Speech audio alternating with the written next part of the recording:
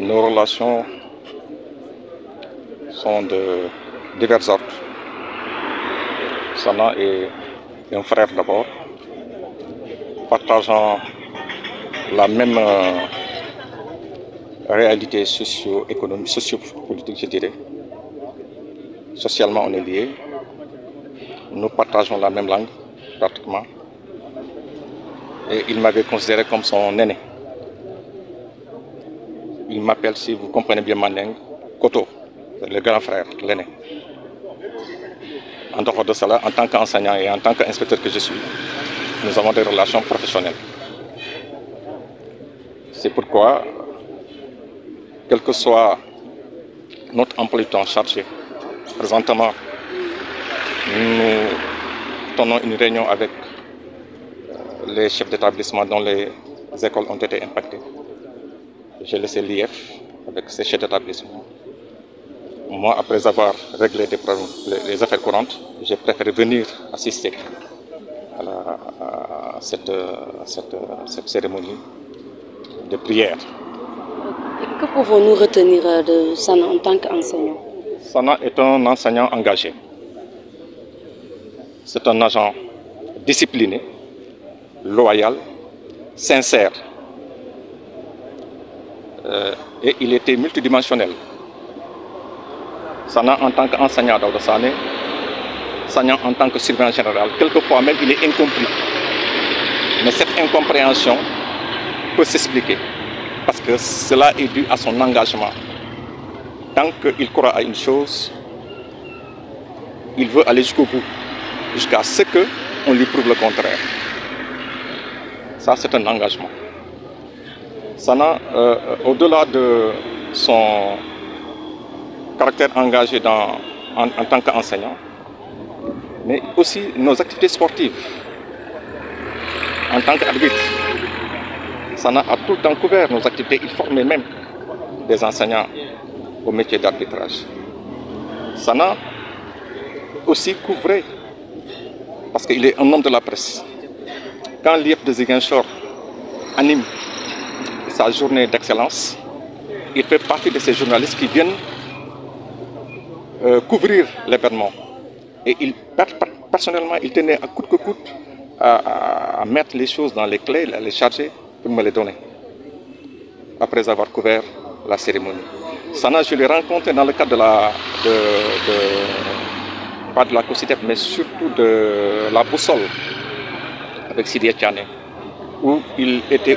Nous avons connu Sana, un homme très affable, très disponible et surtout très rigoureux par rapport sur le plan intellectuel. Donc son départ vraiment c'est un grand vide pour le monde de la presse, la jeunesse d'une manière générale, surtout le monde sportif, les enseignants, pour tout le monde. Donc il a marqué son temps, il a été très disponible pour la jeunesse de Ziguinchor. Donc vraiment, nous regrettons vraiment son départ, mais la volonté divine, il faut se conformer à la volonté divine. Voilà. Des prières.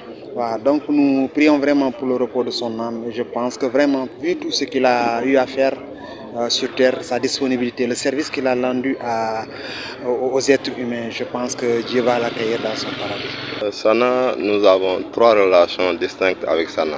D'abord en tant que collègue, parce qu'il nous a devancé dans le métier.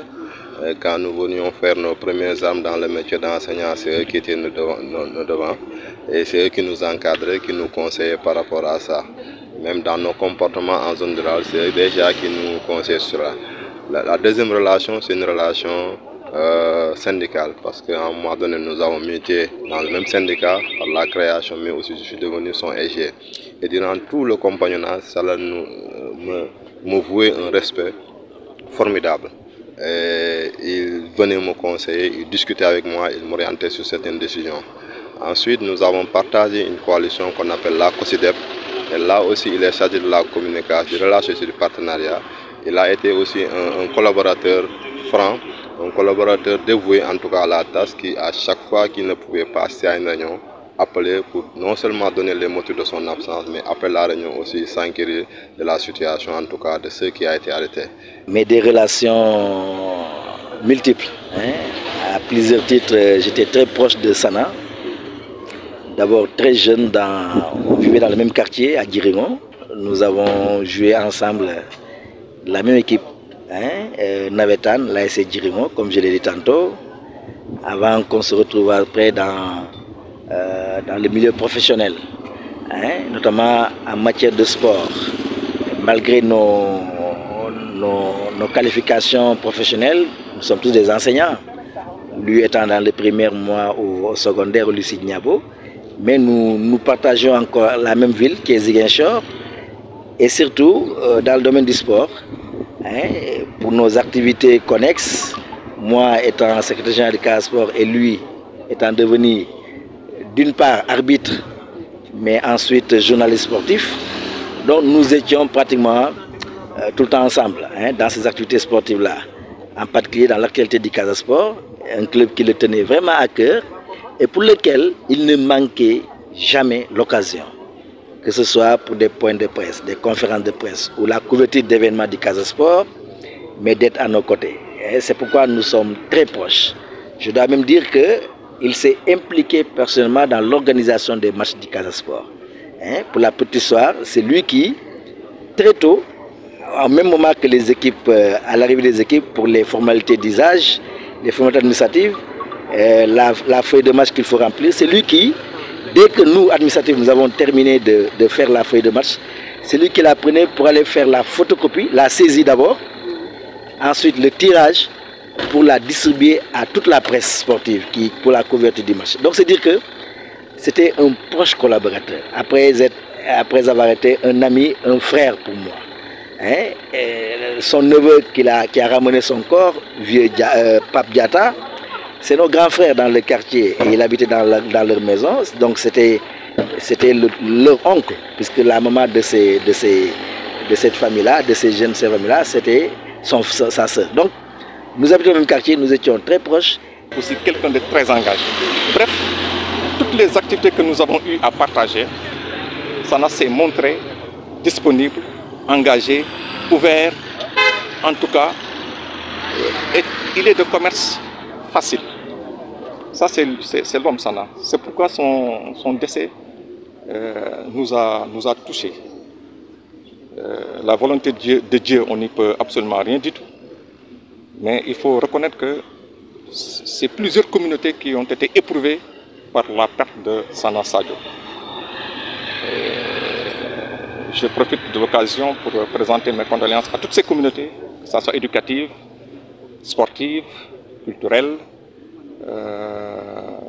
bref, à sa famille, parce que je connais personnellement sa dame, Mariette, que je connais très bien, qui était avec nous à Bethel en tant que directrice et qui, avec l'événement du recrutement massif, a intégré le système éducatif et enfin, la fonction, et engagé dans la fonction publique et affecté dans le site. Mais on avait d'excellentes relations.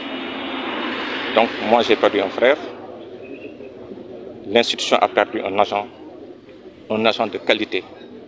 Un agent de qualité et j'ose dire qu'il va nous être très difficile de trouver un remplaçant à Sana. Des prières. Nous prions pour le repos de l'âme, que Dieu l'accueille au paradis. En tout cas, que tous les bienfaits qu'il a eu à faire sur terre, qu'il puisse en bénéficier dans l'au-delà. Merci. Et il était tout le temps avec nous, il était souriant. Sana, la communauté qui a perdu un enseignant disponible, jovial, mais aussi un enseignant dévoué.